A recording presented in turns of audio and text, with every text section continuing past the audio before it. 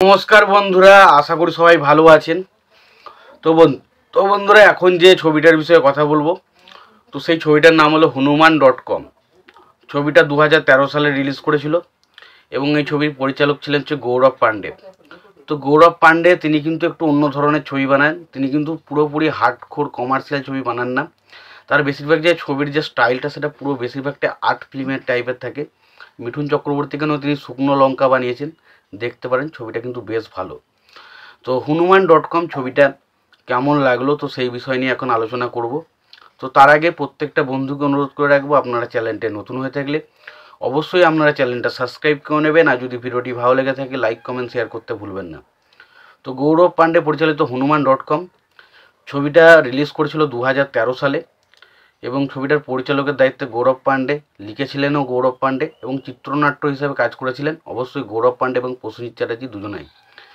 এবং ছবিতে সিনেমা ফটোগ্রাফির কাজ করেছিলেন অলিভার কোপলে এবং সঙ্গীতের কাজ করেছিলেন ইন্দ্রদীপ দাশগুপ্ত। এবং এই হনুমান.com ছবিটাতে অভিনয় করেছিলেন প্রসেনজিৎ চ্যাটার্জি, তারপরে মৌসুমী ভট্টাচার্য, রুদ্রনীল ঘোষ, কৌশিক সেন, খরাজ মুখার্জি, গৌরব পান্ডে নিজেও। তো ছবিটার গল্পটা কেমন, তো গল্পটা যদি আমরা দেখি, যে প্রসেনজিতের ক্যারেক্টারটা, সে একজন সাদাসিধা মানুষ, খুব সহজ সরল, এবং সে একটা গ্রামে, বসিরহাট বলে একটা জায়গা রয়েছে, সেই গ্রামে একটা ছোট্ট স্কুল রয়েছে, সেই স্কুলের শিক্ষক তিনি, এবং সেখানে তিনি বাচ্চাদের পড়াশোনা করান। এবং সেই সময় একটা কম্পিউটারে একটা বিষয়বস্তু আসে এবং প্রত্যেকটা শিক্ষকদের বাড়িতে একটা করে কম্পিউটার পাঠানো হয়।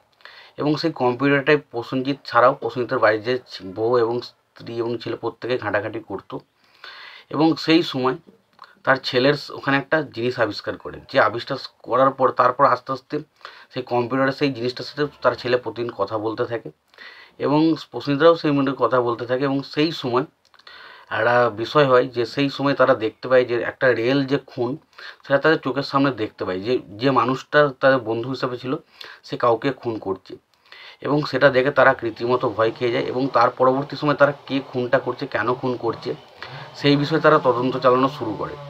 এবং শেষ পর্যন্ত তারা কি সেই তদন্তটা খুঁজে পায়। এবং এই সমস্ত তদন্ত করতে গিয়ে প্রসেনজিৎ এবং প্রসেনজিতের পরিবারকে কী কী ফেস করতে হয়, সেই সমস্ত নিয়ে হচ্ছে সিনেমা, যেটার নাম হচ্ছে হনুমান.com।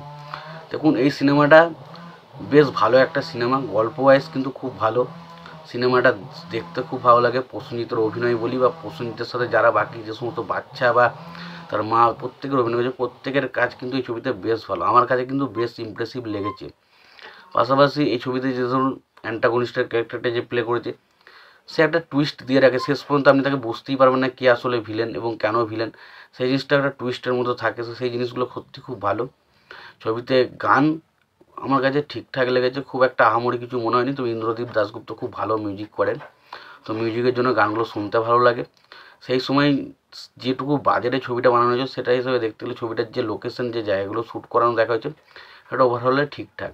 তো এই সিনেমাটা দেখুন, অনেক ভুল ত্রুটি আছে, অনেকটা আর্ট ফিল্মের মতো অনেকটা বোরিং লাগতে পারে স্ক্রিন প্লের দিক দিয়ে, বাট তবু বলছি ছবিটা কিন্তু বেশ ভালো।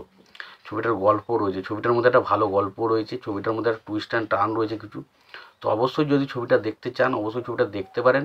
আর যদি ছবিটা দেখে থাকেন, আপনাদের কেমন লেগেছে জানাতে ভুলবেন না। ভিডিওটি ভালো লেগে থাকলে অবশ্যই আপনারা লাইক কমেন্ট শেয়ার করে দেবেন। চ্যানেলটা নতুন হয়ে থাকলে অবশ্যই আপনারা চ্যানেলটা সাবস্ক্রাইব করে নিয়ে পাশে বেল আইকনটা অবশ্যই প্রেস করে দেবেন। ভালো থাকবেন, সুস্থ থাকবেন, দেখা হচ্ছে পরবর্তীতে।